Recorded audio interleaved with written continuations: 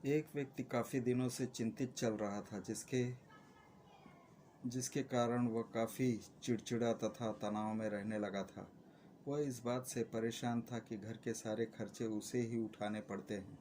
पूरे परिवार की जिम्मेदारी उसी के ऊपर है। किसी न किसी रिश्तेदार का उसके यहाँ आना जाना लगा ही रहता है। इन्हीं बातों को सोच सोच कर वह काफ़ी परेशान रहता था तथा बच्चों को अक्सर डांट देता था तथा अपनी पत्नी से भी ज़्यादातर उसका किसी न किसी बात को लेकर झगड़ा चलता रहता था। एक दिन उसका बेटा उसके पास आया और बोला, पिताजी मेरा स्कूल का होमवर्क करा दीजिए। वह व्यक्ति पहले से ही तनाव में था, तो उसने बेटे को डांट कर भगा दिया।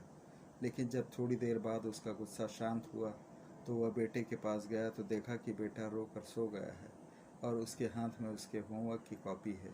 उसने कॉपी लेकर देखी और जैसे ही उसने कॉपी नीचे रखनी चाहिए, उसकी नज़र होमवर्क के टाइटल पर पड़ी। होमवर्क का टाइटल था, वे चीज़ें जो हमें शुरू में अच्छी नहीं लगती लेकिन बाद में वे अच्छी ही होती हैं। इस टाइटल पर बच्चे को एक पैराग्राफ लिखना था जो उसने लिख लिया था। उत्सुकतावश उसने बच्चे का लिखा पढ़ना शुरू किया। बच्चे ने लिखा था, मैं अपने फाइनल एग्ज़ाम में बहुत धन्यवाद देता हूँ, क्योंकि शुरू में तो ये बिल्कुल अच्छे नहीं लगते थे, लेकिन इसके बाद स्कूल में छुट्टियाँ पड़ जाती हैं। मैं ख़राब स्वाद वाली कड़वी दवाइयों को बहुत धन्यवाद देता हूँ, क्योंकि शुरू में तो ये कड़वी लगती हैं लेकिन यही मुझे बीमारी से ठीक करती हैं। मैं सुबह सुबह जगाने वाली उस अलार्म घड़ी को बहुत धन्यवाद देता हूँ जो मुझे हर सुबह बताती है कि मैं जीवित हूँ। मैं ईश्वर को भी बहुत धन्यवाद देता हूँ कि जिसने मुझे इतने अच्छे माता पिता दिए हैं, क्योंकि उनकी डांट मुझे शुरू में तो बहुत बुरी लगती है, लेकिन वो मेरे लिए खिलौने लाते हैं, मुझे घुमाने ले जाते हैं और मुझे अच्छी अच्छी चीज़ें खिलाते हैं। और मुझे इस बात की खुशी है कि मेरे पास पिता है, क्योंकि मेरे दोस्त सोहन के तो पिता ही नहीं हैं। बच्चे का होमवर्क पढ़ने के बाद वह व्यक्ति जैसे अचानक नींद से जाग गया हो। उसकी सोच बदल सी गई। बच्चे की लिखी बातें उसके दिमाग में बार बार घूम रही थी, खासकर वह लास्ट वाली लाइन। उसकी नींद उड़ गई थी।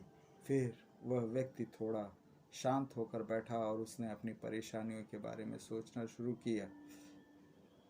मुझे घर के सारे खर्चे उठाने पड़ते हैं, इसका मतलब है कि मेरे पास घर है और ईश्वर की कृपा से मैं उन लोगों से बेहतर स्थिति में हूँ जिनके पास घर तक नहीं है।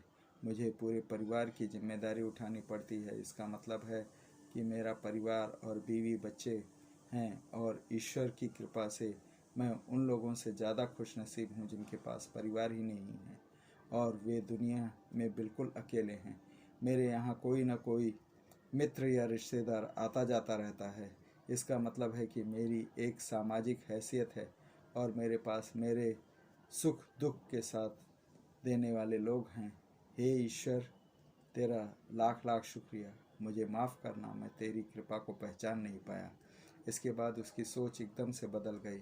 उसकी सारी परेशानी, सारी चिंता एकदम से जैसे खत्म हो गई। वह एकदम से बदल सा गया। वो अपने बेटे से लिपट गया। आंखों से आंसू बह रहे थे और मन ही मन वह अपने छोटे से बेटे से माफ़ी मांग रहा था। बेटे के माथे को चूम चूम कर वह अपने बेटे को तथा ईश्वर को धन्यवाद दे रहा था। इस कहानी से हमें यह शिक्षा मिलती है कि हमारे सामने जो भी परेशानियां हैं, हम जब तक उनको नकारात्मक दृष्टिकोण से देखते रहेंगे तब तक हम परेशानियों से घिरे रहेंगे। लेकिन जैसे ही हम उन्हीं चीज़ों को, उन्हीं परिस्थितियों को सकारात्मक नज़रिए से देखेंगे, हमारी सोच एकदम से बदल जाएगी। हमारी सारी चिंताएं, सारी परेशानियां, सारे तनाव एकदम से ख़त्म हो जाएंगे और हमें मुश्किलों से निकलने के लिए नए रास्ते दिखाई देने लगेंगे।